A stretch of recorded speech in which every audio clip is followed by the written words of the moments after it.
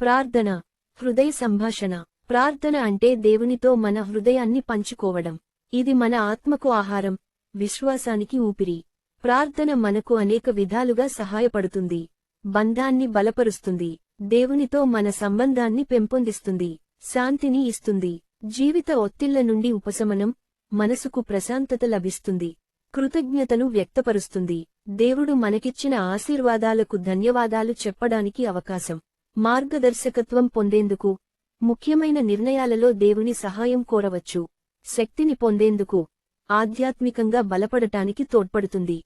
ప్రార్థన ఎలా చేయాలి? ప్రార్థనకు ప్రత్యేక నియమాలు లేవు, కాని కొన్ని సూచనలు. నిజాయితీ, మీ హృదయంలో ఉన్నది ఉన్నట్లుగా చెప్పండి. విశ్వాసం, దేవుడు వింటాడని, సమాధానం ఇస్తాడని నమ్మండి. ఓపిక, దేవుని సమయం కోసం వేచి ఉండండి. నిరంతరాయంగా, ఎల్లప్పుడూ దేవునికి దగ్గరగా ఉండండి.